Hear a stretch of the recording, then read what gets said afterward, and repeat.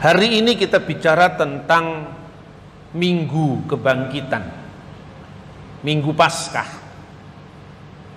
Tetapi sebelum ada Minggu Kebangkitan pasti ada yang namanya Jumat Agung. Artinya Jumat Agung itu adalah saat Kristus disalibkan, kemudian bangkit pada hari ketiga, yaitu pada Minggu Paskah. Apa yang kita imani ini bukan sekedar sebuah klaim teologis atau pengakuan sepihak dari kitab suci kita, tetapi karena Yesus itu adalah tokoh sejarah yang benar-benar pernah hidup, pernah berkarya di muka bumi ini, maka tentu saja pada zamannya ada catatan-catatan sejarah di luar kitab suci. Catatan-catatan sejarah di luar kitab suci itu membuktikan bahwa Yesus benar-benar hidup. Jadi penyakitnya orang beragama itu kan namanya salah satunya itu kami ayatan. Apa artinya kami ayatan? Kalau sesuatu tidak ditemukan dengan dalam ayat, itu seolah-olah dia tidak bisa berbuat apa-apa. Kalau itu terjadi, apa bedanya kita dengan yang lain? Sebab kalau kita masuknya sudah klaim ayat, orang lain juga punya ayat, kan begitu kan? Dan yang sering terjadi kan seperti itu. Ketika misalnya Yesus itu disalibkan, itu jelas fakta sejarah. Saya sering mengatakan, dan ungkapan saya itu mungkin juga sering disalahpahami. Tanpa membaca Injil pun Yesus itu disalib, itu pasti. Karena catatan-catatan di luar kitab suci pada zaman yang sama memang Yesus disalib. Karena peristiwa salib itu peristiwa besar, sehingga saat itu dicatat oleh penulis-penulis Yahudi, penulis-penulis Roma pada zamannya. Yang kedua, penghayatan orang Kristen tentang Via Dolorosa, bahasa Arabnya Tarikul Alam, itu juga dihayati dalam kehidupan orang Kristen, antara lain di dalam pola ibadah, doa dan puasa. Makanya sejak awal sejarah kekristenan sudah ada ungkapan-ungkapan tentang kapan orang Kristen berpuasa. Apa yang namanya hari persiapan. Maksudnya hari persiapan itu persiapan Sabat. Jadi hari persiapan itu dicatat dalam Alkitab. Artinya orang Yahudi itu, saudara-saudara, harinya itu diawali dari terbenamnya matahari, bukan pada saat terbitnya matahari. Mirip dengan itu loh orang Jawa. Orang Jawa itu kan harinya diawali dengan matahari tenggelam. Maka kalau tetanggamu selamatan, ya kan, itu hari ketiga itu tidak persis 3 kali 24 jam. Karena diawali dari sore hari. Nah, Yesus itu bangkit pada hari ketiga, itu sama dengan 3 hari 3 malam, tanpa harus dihitung 3 kali 24 jam. Itulah perhitungan waktu Yahudi. Kalau sulit-sulit paham, jangan belajar ke orang barat, belajar karo wong Jawa. Kamis sore itu jatuhnya sama dengan Jumat. Kamis sore jam 6, Kamis sore jam 6 sampai Jumat jam 6 satu hari, Jumat jam 6 sampai Sabtu jam 6 satu hari, Sabtu jam 6 sampai Minggu jam 6 satu hari. Meskipun hari Minggunya hanya awal hari, itu jatuhnya satu hari satu malam. Meskipun Jumatnya ya itu tidak genap dalam satu hari, itu satu hari satu malam, karena dimulainya bukan dari Jumat tapi Kamis sore. Kamis sore itu jatuhnya hari Jumat. Itulah cara hitung orang Yahudi, dan itu dihayati sejak awal abad pertama.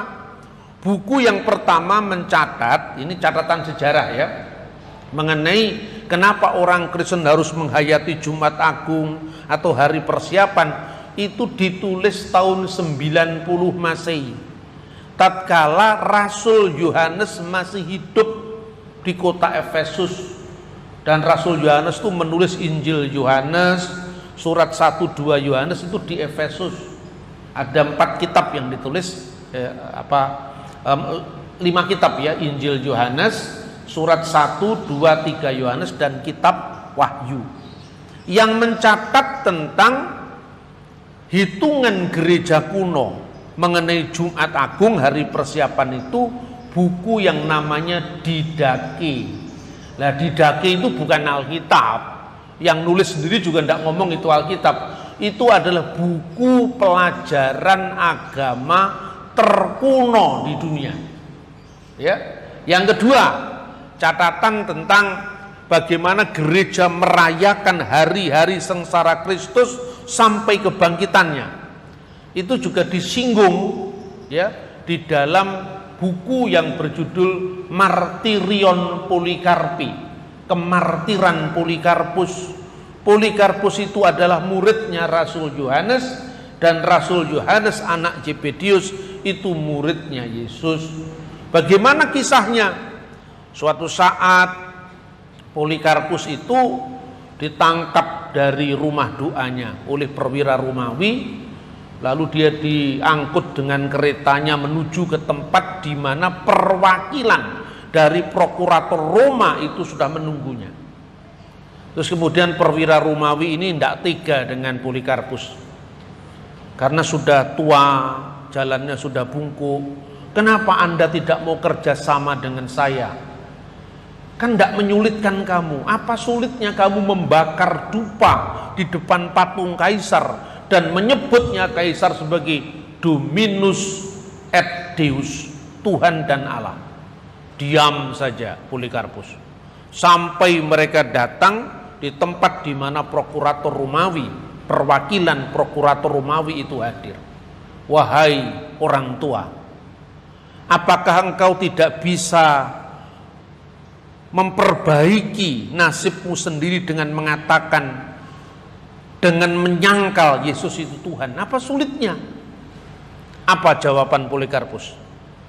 86 tahun aku mengabdi dia, dan tidak sekalipun dia pernah mengecewakan saya. Jadi dia rela mati ketimbang dia harus menyangkal Kristus. Kematian Polikarpus itu dicatat pada hari Sabat besar, yaitu hari persiapan. Itu ditulis tahun 156. Sangat jelas, saudara-saudara. Jadi ketika dunia ini mengguncang iman Kristen, kenapa orang itu banyak mudah meninggalkan Kristus? Karena referensinya kurang. Karena referensinya kurang, terus jadi kagetan, gumunan. Wah, sedikit-sedikit, wah luar biasa, wow katanya. Kalau wow itu orang Tulungagung mengatakan bah, ya. Karena gampang kaget kita ini, karena referensi kita kurang literasi. Maka selalu saya sampaikan, biasanya menjelang Paskah heboh, menjelang Natal heboh.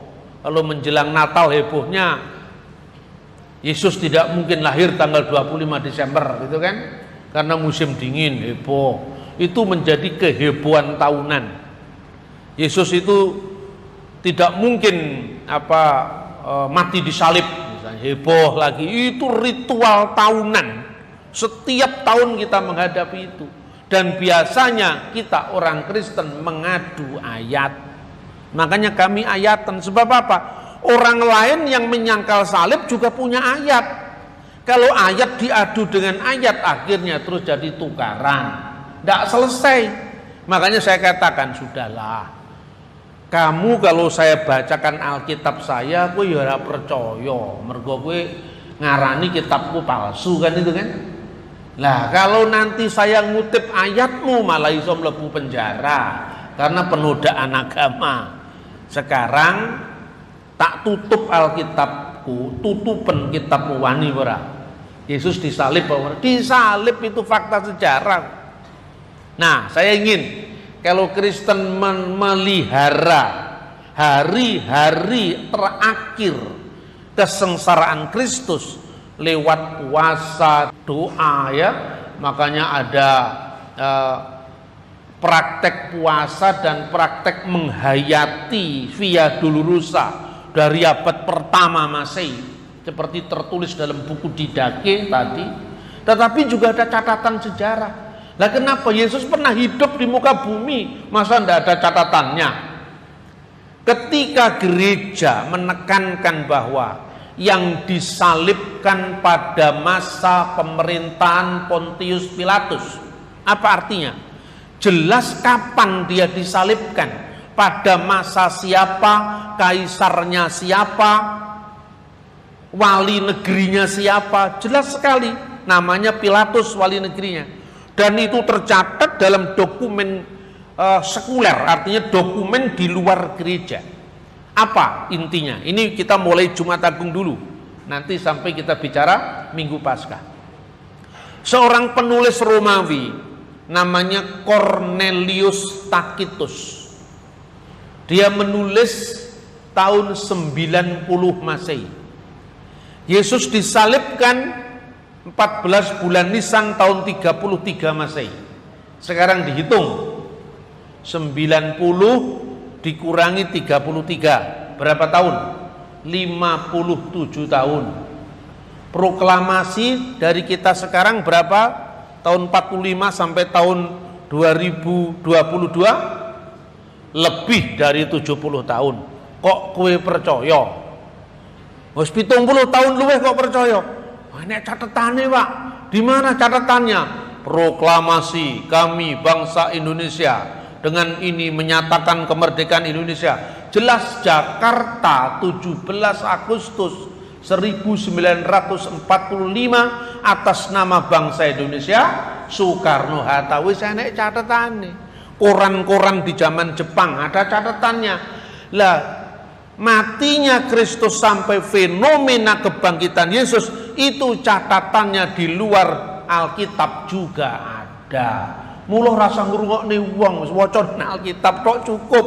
Karena apa? Itu kaidah iman kita. Kita tidak boleh mendasarkan kebenaran iman kita dari opini orang lain. Nah, Cornelius Tacitus itu mengatakan dalam bahasa Latin begini: Auctor nominis eius Christus. Kristus yang dari namanya orang-orang itu berasal, artinya orang-orang Kristen. Disebutkan demikian, Tibero imperitate per procuratorem Pilatum supplicio advectus erat.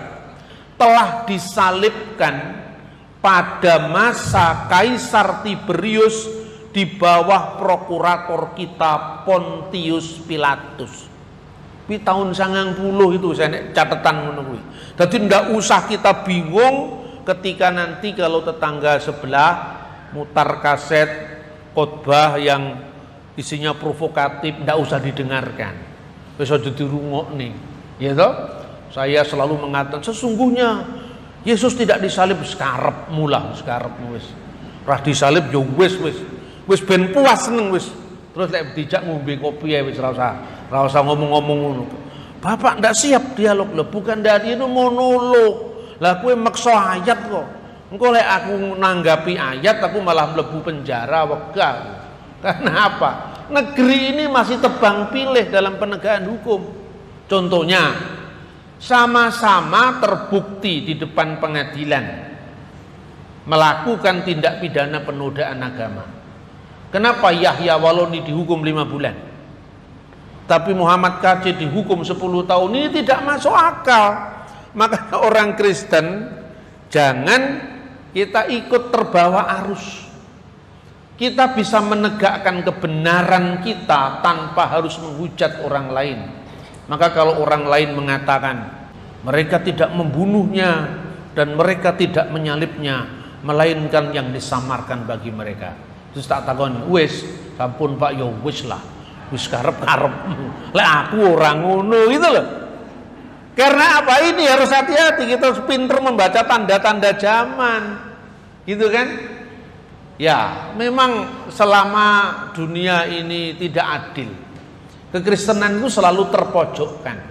Nah, daripada terpojokkan lebih baik kita mojok-mojok sendiri, minum kopi di situ, itu loh. Ya, atau makan satenya Pak Kuat di situ. Saudara-saudara yang terkasih dalam Tuhan, ini bukti sejarah.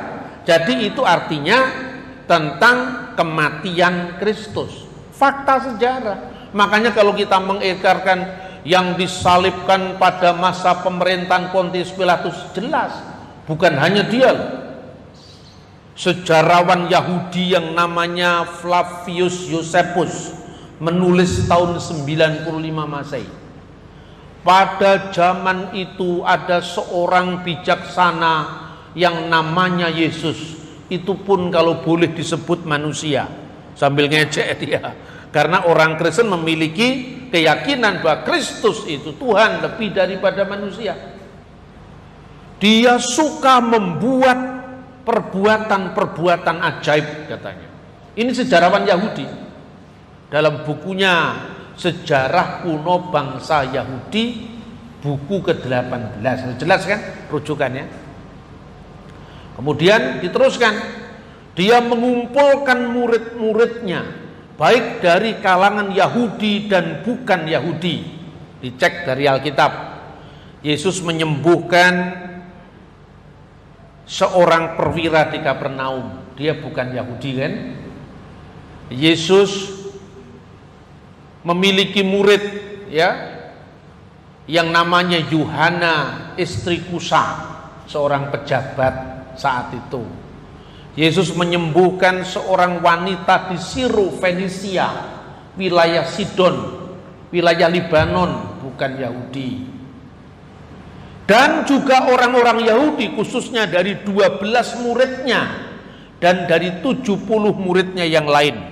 Karena dalam Lukas, selain Kristus memiliki 12 murid, sesuai dengan jumlahnya umat Israel yang terdiri dari 12 suku, juga ada 70 murid yang meneruskan jumlahnya 70 tua-tua Israel. Jadi karena perjanjian baru itu penggenapan perjanjian lama, sampai ongko-ongkonya pun persis. Nah, itu namanya penggenapan.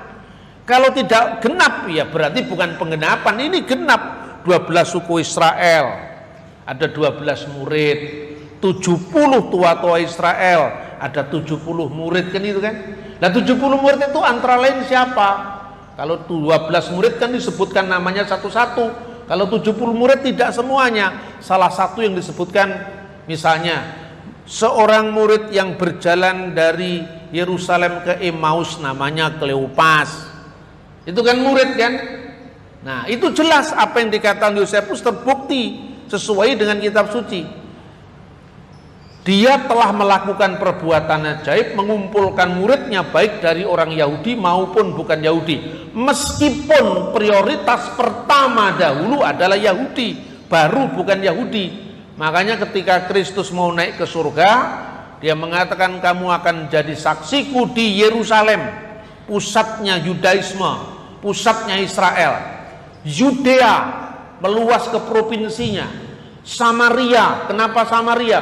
Karena pecahan pertama bangsa Israel itu orang Samaria. Dan setelah itu sampai ke ujung-ujung bumi, sampai Tulungagung.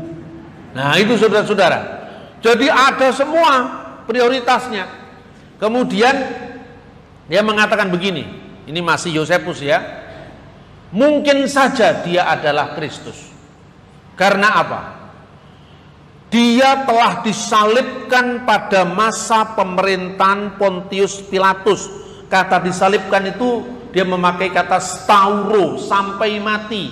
Stauro disalibkan sampai mati pada masa pemerintahan Pontius Pilatus. Iki omongannya sejarawan, orang itu ayat tok, ya toh. Tetapi, lah ini soal kebangkitan. Orang-orang yang setia menjadi muridnya, tetap setia untuk menjadi muridnya, tidak pernah meninggalkannya. Kenapa? Kata Yosefus, mereka melaporkan berdasarkan teks bahasa Aramaik. Mereka melaporkan pada hari ketiga dia bangkit kembali dalam keadaan hidup. Di antara orang mati dia bangkit kembali dalam kehidupan. Dengan demikian mungkin saja dia adalah Mesias. Karena dia orang Yahudi yang tidak percaya dengan Kristus, makanya dia mengatakan mungkin saja. Mistabra itu artinya mungkin saja.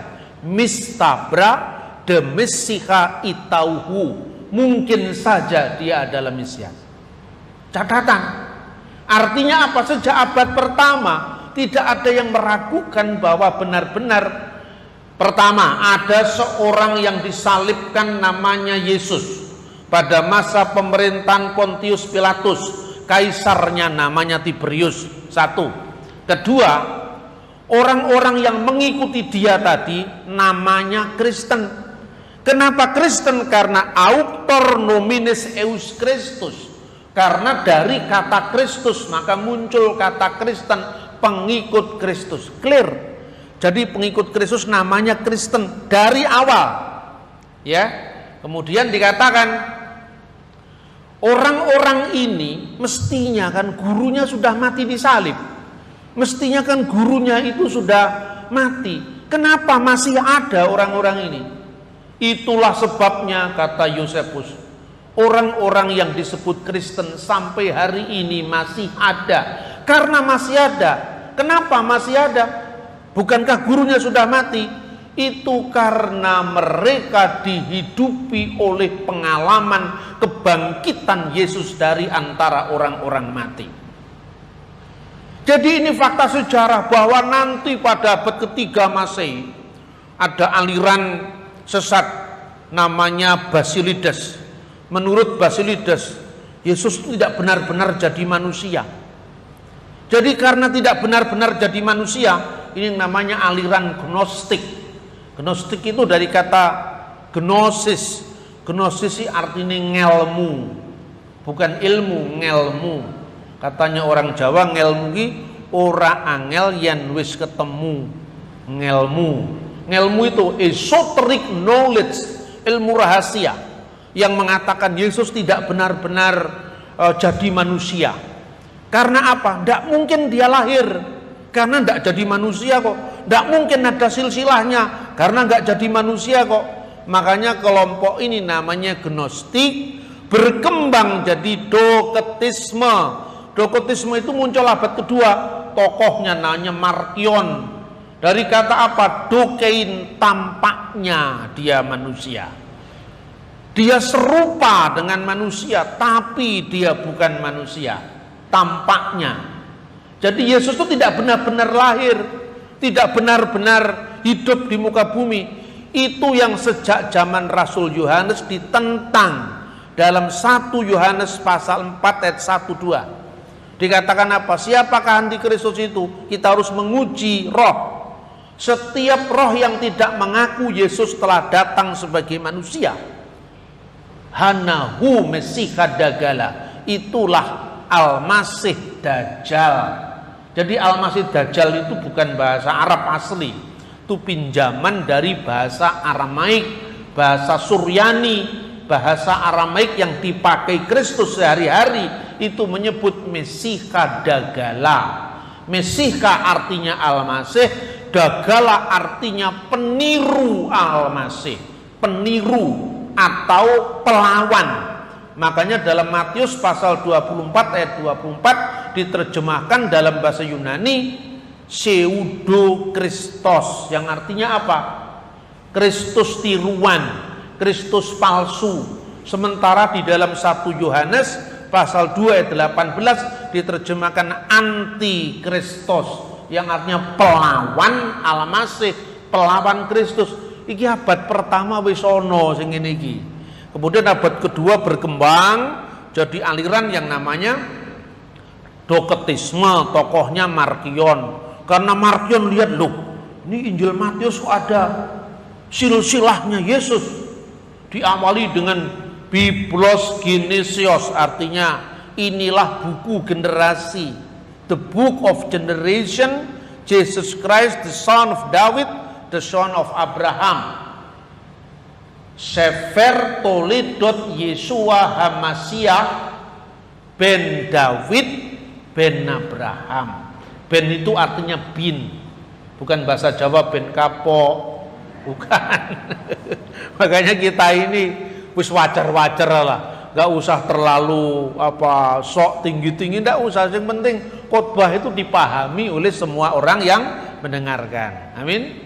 Nah itu iman Kristen itu bersahaja bisa dibuktikan, bukan sekedar teori yang melangit. Ya, tidak seperti itu. Makanya pada abad kedua aliran Dekotisme muncul, abad ketiga namanya Basilides. Katanya Yesus itu tidak pernah benar-benar disalib. Mengapa? Karena dia bukan manusia. Bukan manusia benar-benar real ke dunia. Dia tampak seperti manusia. Makanya dia tampaknya disalib, tapi bukan disalib. Dia diserupakan dengan orang lain. Ini abad ketiga sudah ada, namanya aliran Basilides. Basilides itu mengatakan Yesus karena tidak benar-benar jadi manusia, ya tidak mungkin disalib. Masa bayangan disalib? Nah, kira-kira seperti itu. Makanya yang disalib itu katanya Basilides, Simon orang Kirene. Sementara Yesus menonton dari jauh, Yesus yang asli tadi, yang hanya berupa bayangan. Makanya Yesus tidak lahir di Bethlehem, tidak besar di Nazaret. Dia tiba-tiba ada, tiba-tiba tidak ada. Semau-maunya dia. Makanya ada lagunya, kau datang dan pergi sesuka hatimu. Pokoknya suka-suka dialah, dia datang ya datang. Ini tidak historis, ini tidak bernilai sejarah, karena kaum Gnostik itu kaum klenik Kristen pada abad kedua dan ketiga. Jadi iman Kristen dasarnya sejarah. Kredo atau syahadat kita benar-benar didasarkan akan sejarah yang nyata. Makanya sejarah yang penuh bukti adalah mitra bagi iman yang penuh bakti. Itu saudara-saudara tentang apa yang namanya penderitaan, kesengsaraan sampai kematian Kristus dan kebangkitannya. Jadi di mata Yosefus, kenapa kekristenan tetap ada? Dia meneliti sebagai sejarawan. Karena orang Kristen itu dihidupi oleh pengalaman tentang kebangkitan Yesus Kristus. Karena itu sampai hari ini orang-orang Kristen pengikut Yesus masih tetap ada. Banyak juga penulis yang lain, ya. Misalnya filsuf dari Antioquia namanya Mara ben Serapion yang membandingkan kematian Yesus dengan kematian Sokrates. Artinya sejarah dunia mencatat tentang kematian Yesus, dan juga Yosefus mencatat tentang kebangkitannya dari antara orang mati yang menjadi titik tolak pewartaan Kristen bahwa kekristenan terus ada karena kebangkitan Yesus dari antara orang mati. Nah, pertanyaan berikutnya, yang nyalib sendiri nulis apa enggak? Yang nyalib Yesus siapa? Atas desakan siapa? Atas desakan para pemimpin agama kami, yaitu pemimpin orang-orang Yahudi dari sekte Saduki, ya, bukan Parisi. Kalau Parisi ya memang ada anggotanya Sanhedrin, tapi waktu itu menjadi imam besar itu adalah sekte Saduki yang sekarang sudah punah. Kalau Yahudi yang bertahan sampai sekarang itu dari sekte Parisi yang sudah mengalami reformasi agama sejak setelah runtuhnya Bait Suci tahun 70 Masehi sampai hari ini masih ada.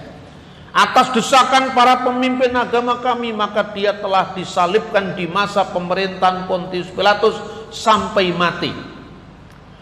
Kemudian saudara-saudara, Traktat Sanhedrin 39a BRF Pesah Talauhu le Yesua, pada menjelang Paskah telah digantung Yesus.